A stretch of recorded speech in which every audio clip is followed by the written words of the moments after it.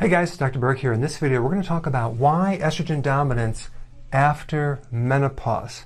This is one of those burning questions that people have. I mean, think about it. The ovaries go into retirement. They stop working after age 52. So that would mean that your estrogen should go down, right? Why do a lot of women have estrogen dominance and are at risk for cancer and have all sorts of issues after menopause? Let's show you why.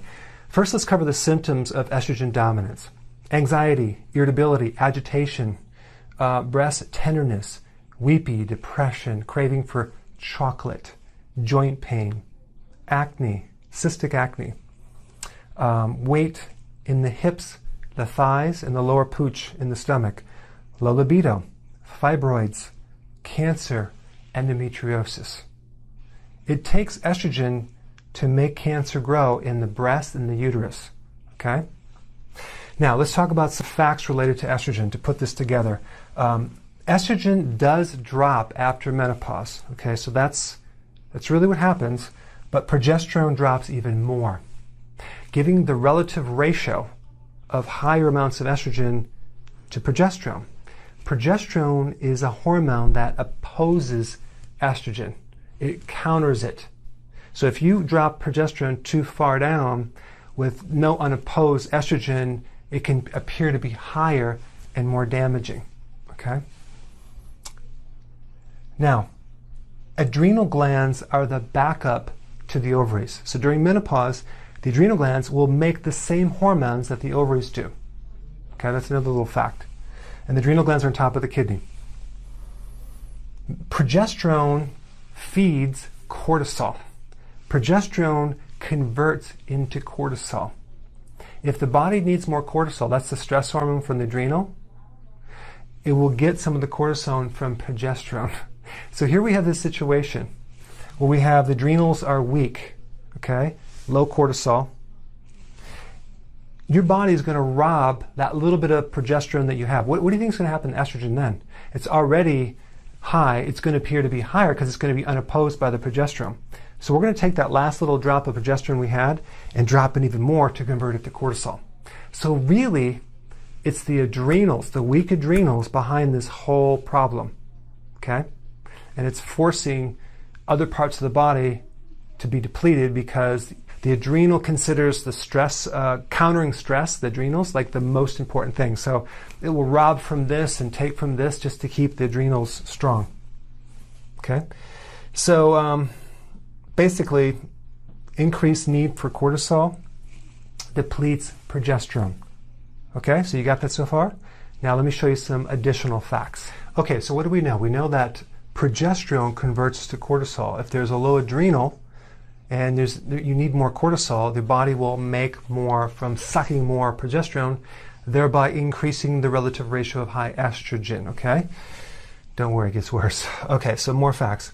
Your own fat makes estrogen. So the more fat you have, the more estrogen you're going to have because fat makes estrogen. And it robs it from the hips, and it doesn't rob the fat, it basically generates it from the fat, okay? And also estrogen makes fat, so it's kind of like a never-ending nightmare. Now, they used to use something called estrogen replacement therapy, and they don't use it anymore because they found it causes cancer. And they switched it to hormone replacement therapy, which they add a little bit of progesterone. So this was just estradiol, and then they added progesterone, and then an estrogen together. And then they found that has some side effects with cancer, and so they added Provera, which is a synthetic progesterone. Okay, so then some women take that, and then they decided to use Prempro, which is estrogen and synthetic progesterone together. But the problem, this is all synthetic, and that's what a lot of women do for hot flashes, vaginal dryness, night sweats.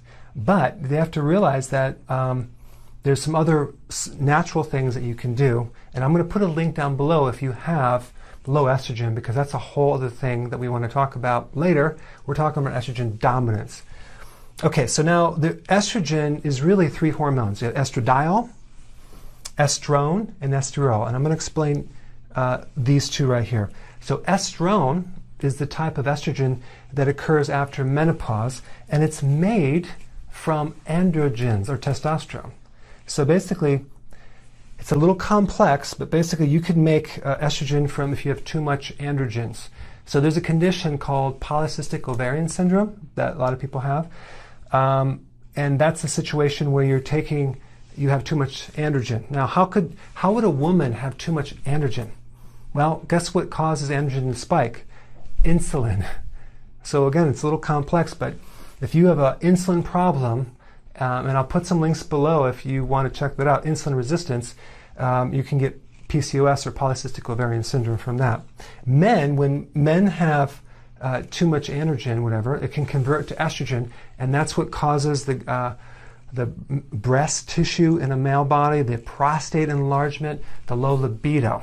Okay, that's this right here, because there's an enzyme that converts androgen to estrogen, and it's called aromatase.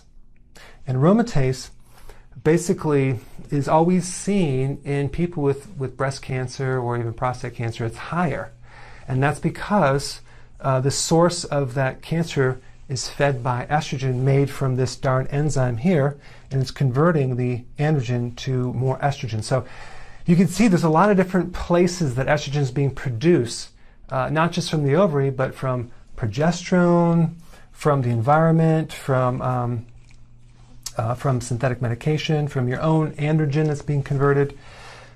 So estrone can cause erectile dysfunction, a lot of problems in men. Like men have prostate issues, right? What happens is that their estrogen increases as they get older and the testosterone goes down. So this whole idea that what's causing the prostate is high levels of DHT, which is a powerful form of testosterone, is not true, because they use DHT to fix prostate enlargement. It's really the estrogen that's messing up enlarging the prostate. So estrone is a known carcinogen. It causes cancer, and it converts to estradiol. Okay. All right. So now estriol. What's that? Estriol is the third type of estrogen, and that's like a waste product of estradiol. Okay. So it's basically there to help buffer estradiol, because if estradiol is too high, you'll really get cancer. And so it's there to balance and buffer it, because estriol is considered anti-cancer.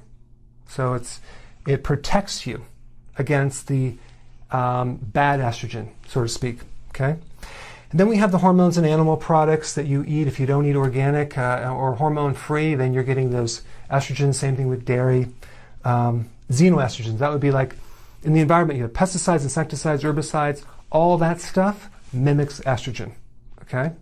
And I just want to make a note. I do not believe that it's the estrogen that your body makes that causes the cancer. I believe it's from other sources. So I don't think it's that your body's just making too much. There's something environmentally that's increasing, and that's really what's causing the cancer. That's just my opinion, by the way. The last thing I want to talk about is GMO, genetically modified foods. Right now, the big ones are soy, corn, and beets. Okay, all the beet sugar in the U.S.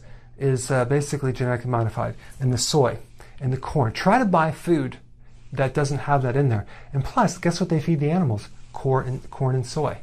So you're getting a lot of GMO, okay? Now, this is something that's not labeled in the grocery stores, and the problem is that when they make something GMO, it's modified in a way that it resists an herbicide, okay? A weed killer. So the farmers can basically spray more weed killer on the soy and corn and not kill the soy or corn, just kill everything else, okay? Has a lot of consequences. The problem is the chemical name is glyphosate. Glyphosate is fat soluble. It's not water soluble, so it gets stored in your body.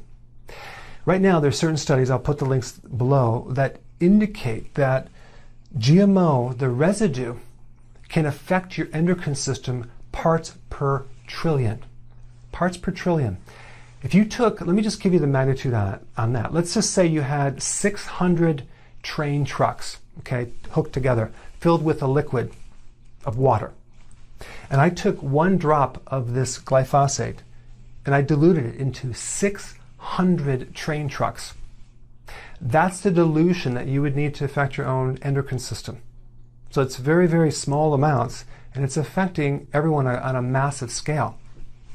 The long-term studies are not done, and I think that's the most obvious thing that's creating a lot of estrogen, because not only is this very estrogenic, but the soy is also estrogenic.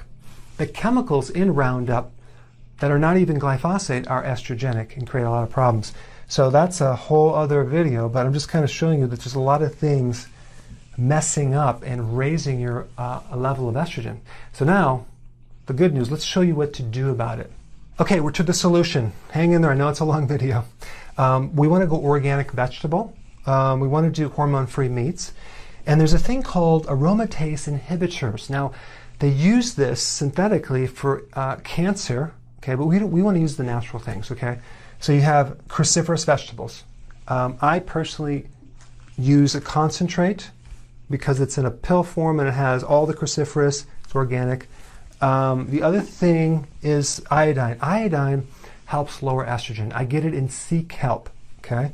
DIM is a concentrated cruciferous phytochemical, and you can get this from the health food store. Nettle root is a very powerful aromatase inhibitor as well. I like the herb nettle root. It's it's good for prostate issues. It's good to lower estrogen. It's good as an anti-inflammatory. Now, all those symptoms that I showed you about estrogen dominance, some of them have joint pain and anxiety. Those are mainly not necessarily from estrogen. It's from the imbalance of estrogen straining the adrenal, okay? It's really an adrenal symptom. Just a side note. Chase tree black cohosh is a good thing to take for this condition. Now, if it's really, really bad and you've tried everything, nothing's working, then at that point I would get progesterone cream. Okay, but that's pretty powerful. You might need not go that route right off the bat. We covered a lot of information. You might have to watch this again. I put some links down below, but thank you so much for watching.